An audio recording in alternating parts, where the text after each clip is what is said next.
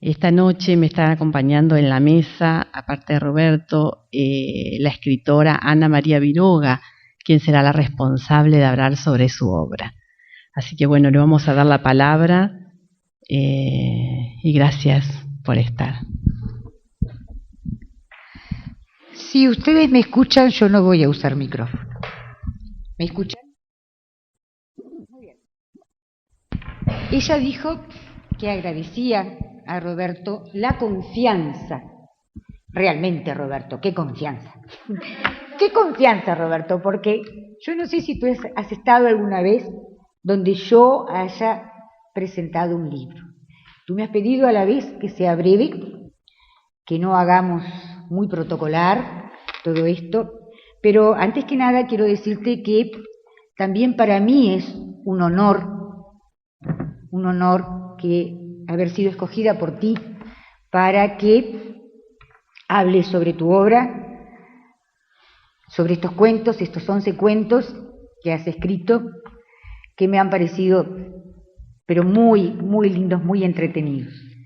Ella dijo también que San Carlos tiene, y todos los carolinos y los que no somos carolinos, sabemos que tiene un acervo cultural muy rico. San Carlos es rico en pintores, San Carlos es rico en escritores, en poetas, en músicos. San Carlos es riquísimo, ¿no?, en lo que culturalmente hablamos. Cultos somos todos porque dentro de una cultura vivimos, pero esto otro se llama como un aporte especial que se hace. Cada vez que surge un escritor y surge un libro, nos regocijamos todos.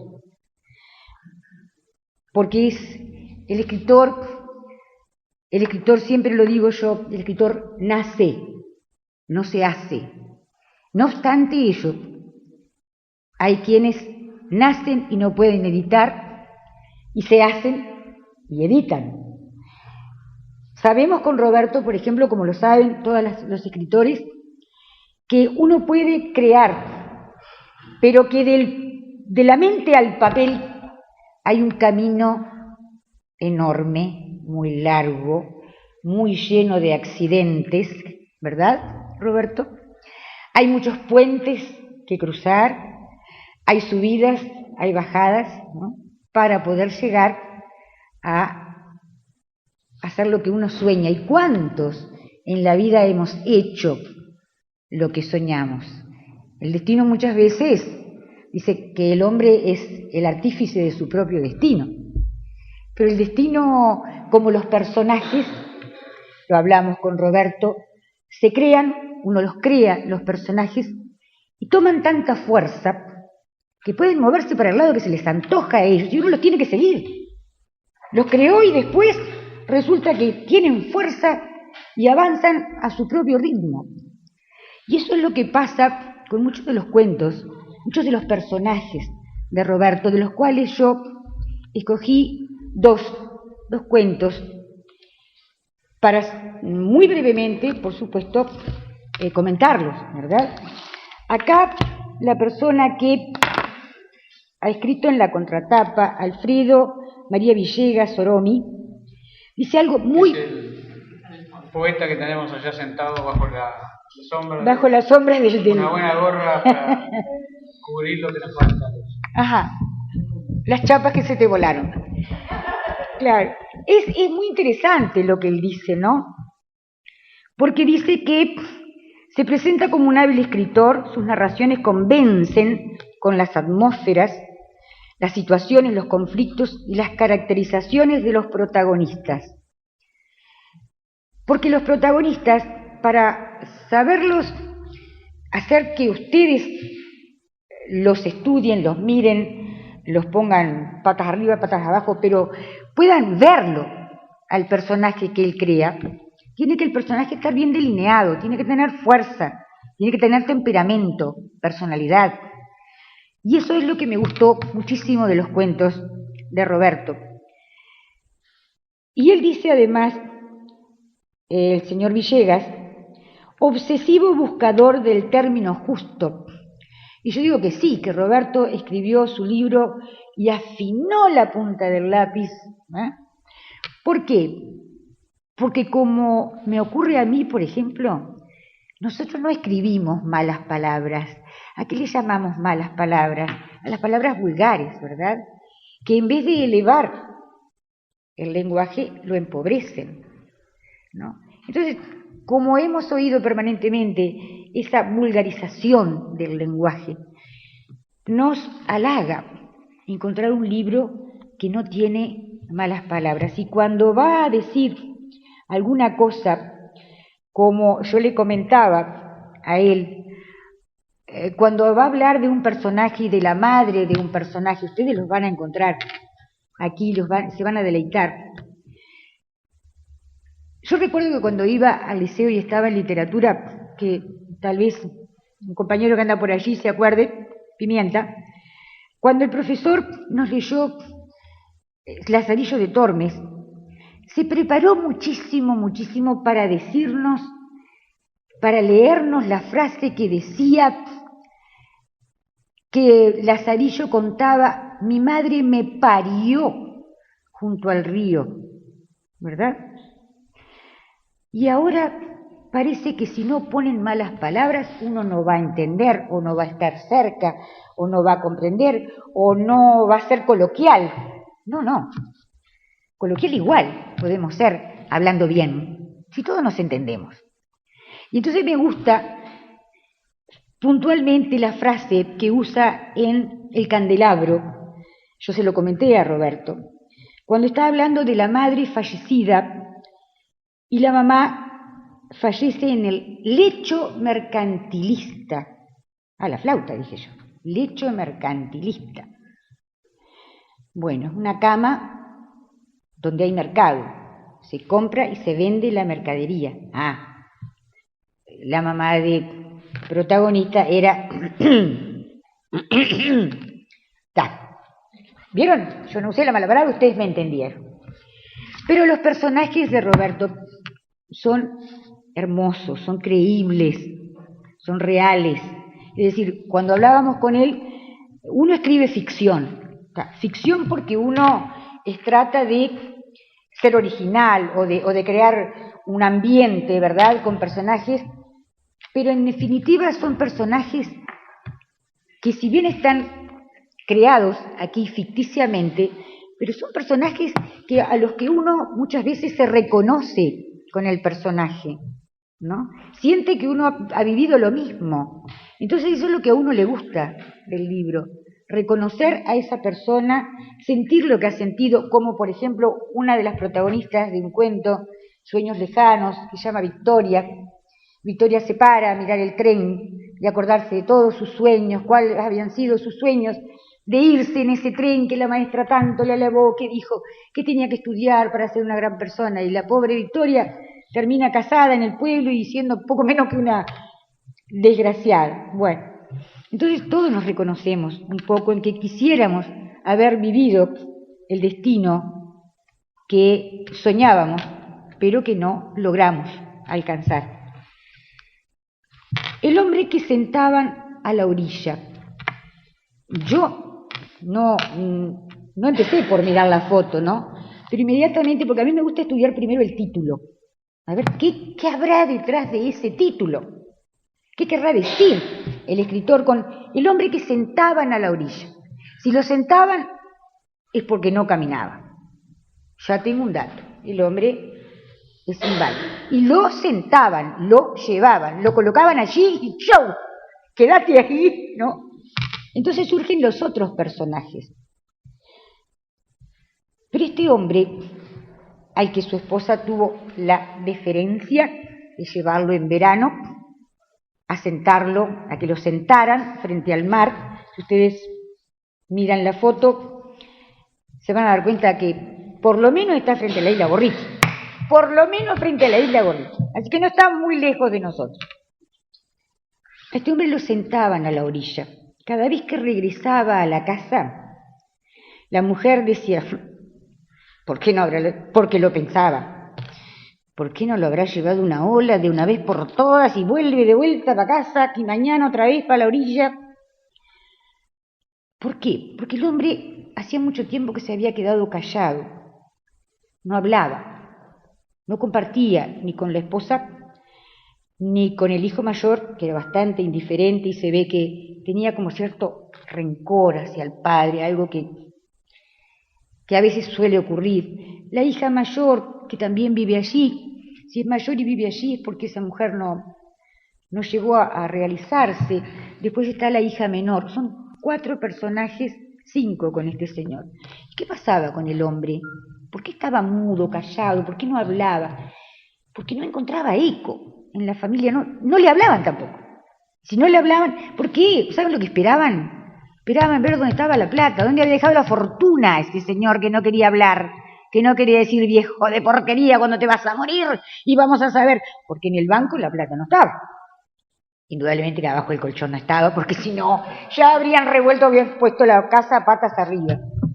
Pero en algún lugar estaba, porque el hombre había trabajado duramente durante su vida. Quiere decir que en algún lugar estaba. Así que el hijo no lo llevaba, pero de las mujeres la hija mayor lo lleva, lo sienta frente a la orilla y se va.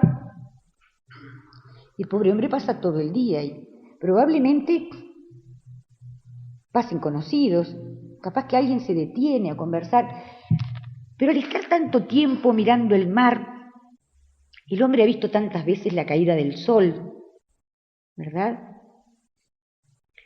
Muchas veces lo tendría a su espalda, muchas veces casi al frente. Las mareas, indudablemente que conocía esos embates del mar, de cuando el mar está calmo, de cuando hay tormenta y se supone que en un momento dado, y capaz que hasta esperó uno de esos oleajes, ¿verdad? Porque la hija menor se le había puesto, papá me va a contar a mí papá me va a contar. ¿Pero qué hacía? Lo llevaba al padre, pero se sentaba atrás del padre, así con las rodillas casi en el mentón, los brazos, me la imagino yo, ¿no? Abrazando las piernas. ¿Pero por qué si es la hija menor, la que papá siempre quiere, la que papá siempre tiene más deferencia? ¿Por qué no se acerca y le habla? Papá, ¿qué te parece? ¿Cómo ves el día? ¿Qué te parece? ¿Cómo tú que miras tanto el mar y ves las gaviotas, las has visto ir, venir, las nubes, el sol? No, se queda allá atrás sentada. Sin embargo, ella sabe que el padre un día va a ser a ella, a mí que soy la menor, a mí me lo va a contar. ¿Y saben que sí? Que un buen día el padre, ya casi terminando el día, ¿verdad? Le hace así. Y ella viene. El padre le habla muy bajito, y le dice, dile a tu madre que te agradezco que haya tenido la deferencia de traerme a pasar el verano junto al mar. Y y viene esta marea y esta ola y se lleva al hombre con todo y el sillón queda medio enterrado en la arena y la muchacha revolcada. Y ¿saben qué me pasó a mí? Yo hubiera ido hasta el... Porque yo me sentía como me siento cuando leo un cuento, me siento allí en el ambiente. Yo le dije a Roberto, me daba unas ganas de entrar al cuento y sacudirla, porque hubo una cosa que el padre le dijo, ve a hablar con el cura José. Ah, caramba, alguien sabe dónde está la fortuna. Es el cura José. Y yo no sé por qué me hizo acordar a otros personajes de Cortázar, nada menos, cuando en un cuento que se llama La casa tomada, es unos hermanos muy mayores, de los que se sospecha que hasta haya una relación fuera de lo normal entre los 2 hermanos. Y los fantasmas van tomando las habitaciones de la casa. Y entonces ellos dejan esa y se mudan a la otra. Y cuando los fantasmas toman la otra habitación, se mudan a la otra. Y van quedando sin casa. ¿Y por qué los fantasmas toman esas habitaciones? Tal vez porque ellos hayan cometido algún pecado dentro de esas habitaciones y son sus propios fantasmas los que no los dejan entrar. Y entonces yo entraría al cuento de Cortázar y lo sacudiría. Pero viejos abombados, traten de abrir esas ventanas y saquen esos fantasmas de ahí. Salgan y dejen. ¿Cómo van a permitir que fantasmas les tomen la casa? Y a la hija menor de este hombre quería sacudirlo, pero muchacha, el padre José, le quería chiflar yo. Y la muchacha queda desconsolada y es muy probable que en algún momento, porque Roberto lo debe haber querido así, ¿verdad? Que se llama un final abierto o un final cerrado, depende, pero cuando nos deja pensando y nosotros quisiéramos hacer algo con ese personaje, nos queda esa impresión maravillosa dentro de que el cuento nos llegó, de que el personaje era bueno, era fuerte, era creíble, existía, pudo existir en algún momento alguien parecido. Ese cuento realmente me gustó muchísimo porque me sentí, cuando el lector logra ver lo que lo rodea, el escritor realmente ha llegado, ¿verdad?, a lo que quería. Roberto me decía que uno escribe y ya después el libro ya no es más de uno, ¿verdad? Es un ofrecimiento que se hace al lector, a la gente que le gusta leer, y quedamos tan pocos que nos guste leer, la gente se entretiene muchísimo y no me parece mal, pero yo hoy mismo lo decía en el colegio donde van mis nietos, que por más que tengamos excelentísimos programas de televisión, que nos encante la computadora, a este no le gana nadie. Nadie.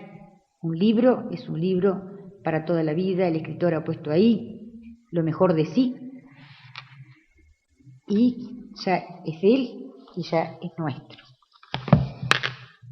Y como él quiere que sea breve, de todas maneras yo no me puedo sustraer de hablar de otro personaje muy fuerte, que está en el candelabro, donde está ese lecho mercantilista del que hablaba Roberto, que si hubiera puesto cama de prostituta o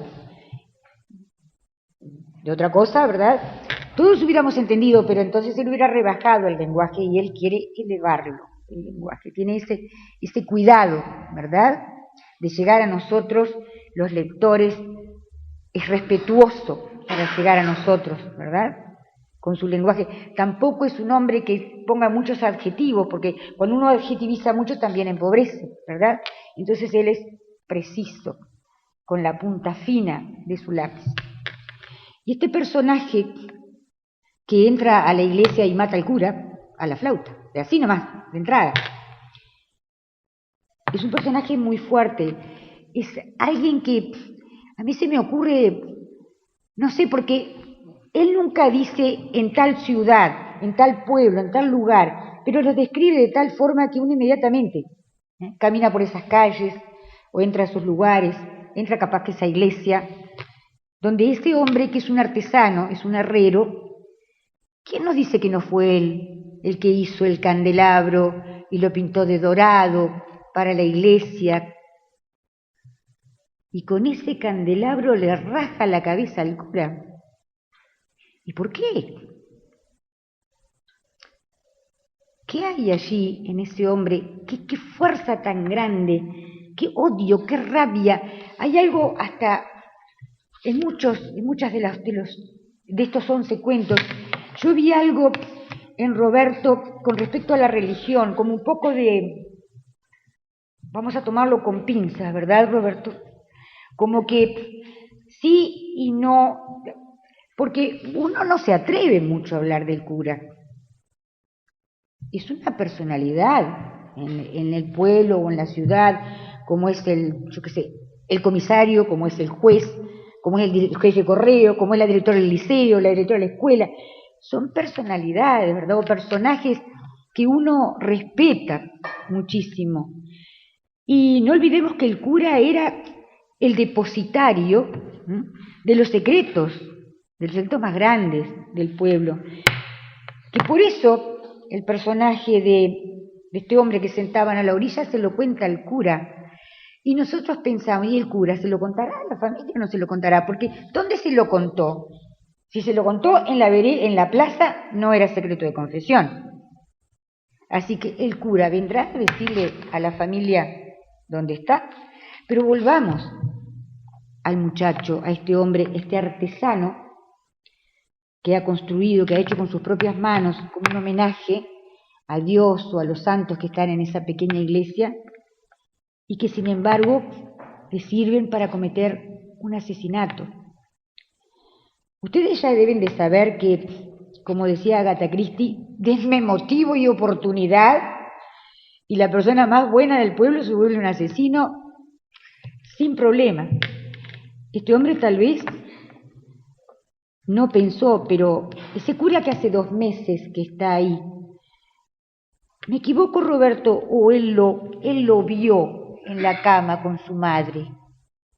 Porque él lo ve en la cama con su madre, por eso habla del lecho mercantilista y de este cura que vio junto a la madre. Pero entonces le pierde todo el respeto. Y para él es merecedor, porque si es un lecho mercantilista, no fue solo con el cura, habrá sido con todos los hombres del pueblo. Pero sin embargo, ¿por qué mata al cura? Podría haber matado al comisario, al vecino de la esquina, yo qué sé, cualquiera. Mata al cura, porque tal vez sea la persona a la que él más respeto siente.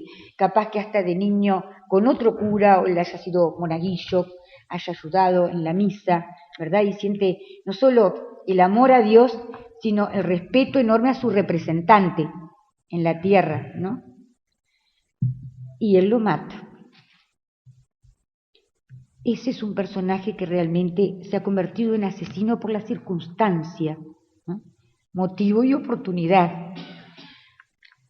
Pero no deja de admirarnos la decisión de este hombre que emplea ese hermoso candelabro que él mismo pintó de dorado para mancharlo de sangre.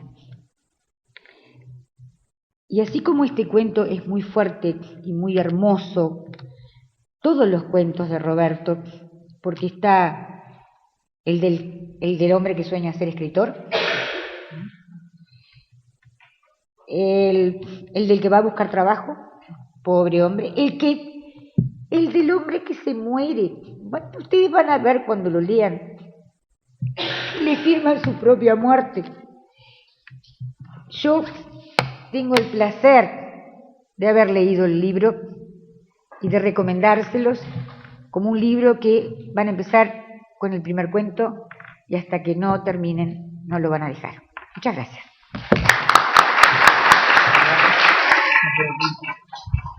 Gracias.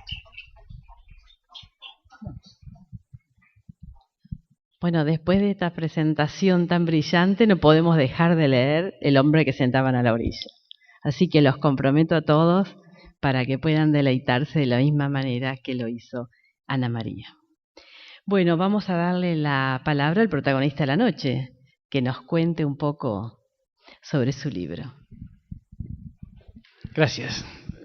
No, el protagonismo lo tienen los amigos que, a pesar del frío, se largaron a venir a probar si el árbol tiene más fuerte el tronco o las raíces.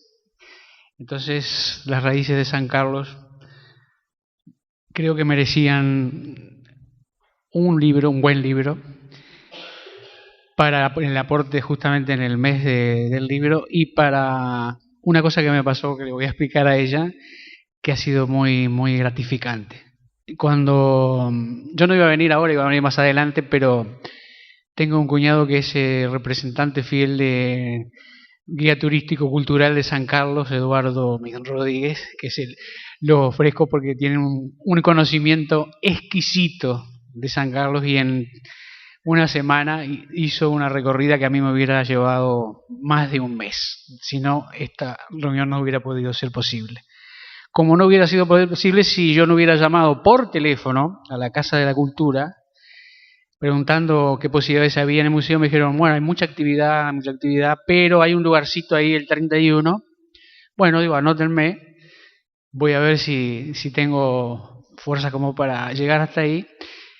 Y después le pregunté acto seguido, y quiero, porque estoy alejado bastante de las actividades de la ciudad, a ver quién tiene la posibilidad de, dentro del rubro de literatura, hablar un poco sobre el libro que hice. Me dieron 2 nombres. El primero era el de Ana, con la que no tuve la satisfacción que he tenido ahora, como decía ella, de compartir talleres, y la llamé por teléfono. 30 segundos después Ana me dijo con mucho gusto, con mucho orgullo. Esa agilidad que me dio San Carlos para hacer todo esto no la encontré en ningún lugar del departamento hasta ahora, donde todavía hay algún director de cultura que me está por recibir. O sea que yo no solo me siento agradecido, sino que además veo que la generosidad y la amplitud que ha tenido ella también la tiene la Casa de la Cultura, para quien vaya mi gran abrazo. Lo del libro, bueno, son 11 personajes que empezaron a nacer de a poco, que tienen entre sí relación, no lo sé, capaz que hay un vínculo de la vida que nos pasa a todos. En algún punto siempre a alguno de nosotros nos ha pasado algo de lo que le pasó a esos personajes. Buscar empleo, por supuesto, y lo pongo un poco en humor porque piden tanta cosa. Y antes decía, yo soy hijo de Martín Pavón. Ah, bueno, ¿y quién más? Y uno más y ya está. Y uno entraba a trabajar. Y ahora el perfil, que me encontré con un periodista de radio FM, gente a la cual le debo muchísimo, porque el día del libro leyó todo el cuento del escritor con una emoción, que con Laura, mi señora, que es la que sacó la foto del libro, no sabíamos para qué lado agarrar. Que ni me conoce, simplemente toqué la puerta de la emisora y me dice, sí, pasá, y me llama, voy a leer el cuento del escritor, porque la verdad me impactó mucho. Y tanto él como otros fueron muy generosos en valorar una cosa que a mí se me escapó al principio, que esto le ha pasado a muchísima gente. Y dice, yo el perfil, me saqué una foto de perfil un día y la mandé. Porque hablan del perfil, y yo también en el cuento pongo perfil, pero ¿qué será perfil? Porque me río de la palabra perfil. Martín Clavijo es el nombre del locutor que tiene un programa de cultura los sábados en FM Gente. Y se rió también por todo lo que viene después, porque uno en el ser escritor pone ¿qué quiero ser? Yo salí de San Carlos con ¿qué quiero ser? No lo encontré mucho, ¿no? Y acá capaz que empiezo a encontrar lo que uno quiere ser. Y los otros también vinieron por añadidura porque fueron agregándose a una serie de eventos que curiosamente, yo cuando digo ficción, es ficción, no es la vida de nadie, porque hay un conocido de San Carlos que tiene cambio cerca del edificio donde trabajo que me dijo, ¿vas a hacer un libro del edificio? No. Ah, porque así te lo compran todos, porque así nadie se entera de lo que vas a contar. No hice un libro del edificio si no quiero contar la vida de nadie, porque me parece que la ficción le gana a la realidad. Porque ella ha puesto una cantidad de cosas que yo realmente no sé si fue mi intención ponerla, pero ya está actuando la ficción de los personajes o de dónde se encuentran los personajes, las situaciones y de cómo salen. El certificado es una persona que va a buscar, lo llaman a su empresa y le dicen, mire, falta de su papá que falleció hace 10 años un papel. Él va, lee y es un hombre. Entonces dice, no, se equivocaron. Voy a volver a otra oficina y realmente seguía apareciendo el nombre de él. Entonces lo tomo para un poco en broma, porque digo, todos nos equivocamos, pero a uno cuando se equivoca en las oficinas no sé por qué, le queda ese saborcito. Y hace poco, a mi señora que lleva los papeles de administración pasó en el edificio. Estaban dando los poderes, revisando los poderes para las asambleas de copropietarios y aparece una propietaria. Había fallecido su papá, muy mayor, 90 y pico de años, muy bien vividos, y la habían puesto a ella, fallecida, y no al padre. Entonces la realidad le pega a la ficción o la ficción se adelanta y hay una mezcla en el tiempo donde como ex estudiante de psicología y admirador de la parapsicología me encanta. Por eso los finales a veces no me responden a mí. Yo iba a terminar el cuento este que da nombre al libro de una manera distinta, pero cuando llegué allí y a la hija le iba a dar el premio de que supiera dónde estaba lo que el padre había hecho con tanto sacrificio, una mano me impulsó o alguien me impulsó y me dice no, y la hora se lo lleva al padre y ella se despierta con la misma ignorancia con la que tuvo durante todos los años de los veranos en que llevaba al padre a la playa. Dicho sea paso, entré en una librería hace poco y dice el vendedor me decía, entró una señora acá y dijo, ese señor yo lo vi cuando lo ponían todos los días en la playa, allí lo sentaban al frente, debe ser el mismo. La gente ya le está poniendo lo que uno quiere que haga, imaginación. Y ya por eso no es del autor, los personajes ni el tema, es de todos ustedes, que le van a agregar, le van a sacar. Y hace poco leía yo un libro que decía, eso en la ficción es muy importante conservarlo porque se puede a través de la ficción dar ideas, ayudar. Hoy la gente yo pienso que está toda, cuando uno habla con todos los medios de comunicación o con todo el mundo, necesitando que le ayuden. Los libros, pienso, primero deben de entretener y después deben ayudar. Como contar la historia cronológica lo están haciendo y muy bien historiadores como, entre otros, le digo una tía nuestra, Brenda, que ha hecho libros de San Carlos exquisitos, y hay otros historiadores de San Carlos muy buenos, y hay gente acá que conoce mucho de la historia de San Carlos. Digo, yo no puedo poder escribir lo que ya están haciendo otros y muy bien. Entonces, inventemos. Y allí salieron esos 11 personajes, esos 11 jugadores de fútbol, que sí, hay algo de religión, claro. Mi familia fue muy religiosa. Yo conservo algo muy grato de todo eso, algunas cosas ingratas, y disculpen si le pegué demasiado a la religión, porque no es la intención esa, sino es mostrar una faceta de lo que somos los seres humanos. Como en los otros cuentos que también pasan, porque un diagnóstico, un médico puede determinarle la vida a una persona o no. Y en la carrera final le dan un diagnóstico y él dice, yo con mi cuerpo voy a hacer lo que quiera, y sale a correr y se salva y rompe lo que el diagnóstico le decía. Terminó con una ironía también, ¿no? Porque ahí la señora dice, bueno, ya lo vi que se salvó, a le voy a decir a mi marido que no corra. Pero ese juego creo que es lo que le da al libro el entretenimiento y ayuda un poco a lo que ella dice que se hace poco. Yo creo que se lee un poco más de lo que pensamos, pero todavía falta. Entonces la contribución con San Carlos, en este caso en concreto, es que hay también, y lo voy a mencionar porque no lo pongo con nombre y apellido, en La Decisión, la historia de un político ficticio que se enamora de sus ideales, que pelea a carta cabal por ellos, recorre todo su país, no digo dónde está, pero más o menos se puede interpretar que es Sudamérica, y cuando llega al final no es político. Pero yo en el medio pongo 3 o 4 cosas que hizo un profesor de voz muy ronca en San Carlos, que solamente él lo podía hacer. Cuando yo era católico incluso, y puso una chata de un camión frente a la iglesia un domingo y arengó a los católicos de que no estaban cumpliendo con su deber.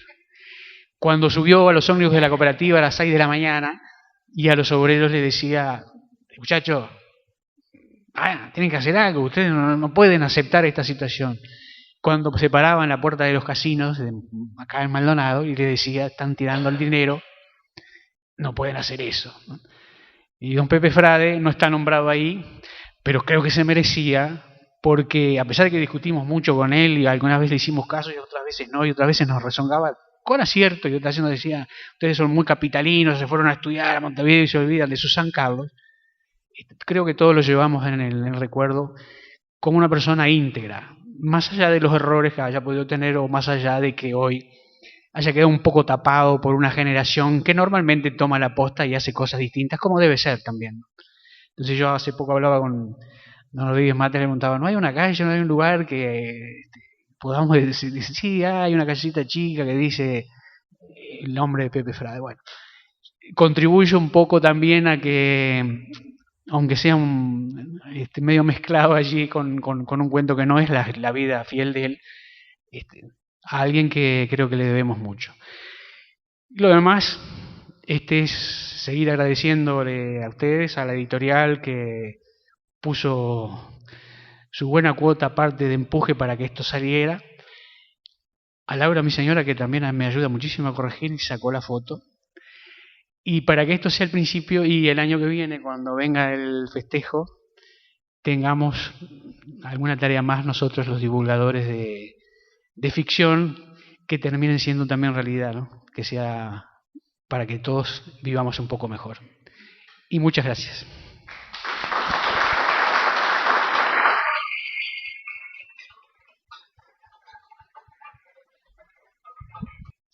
Bueno, quiero recordarles que los libros están con precio de promoción por tratarse de la presentación. Les agradecemos nuevamente su presencia y los invito a que, puedan conversar con el escritor, que les firme autógrafo y comentar con él su libro. Muchas gracias por estar.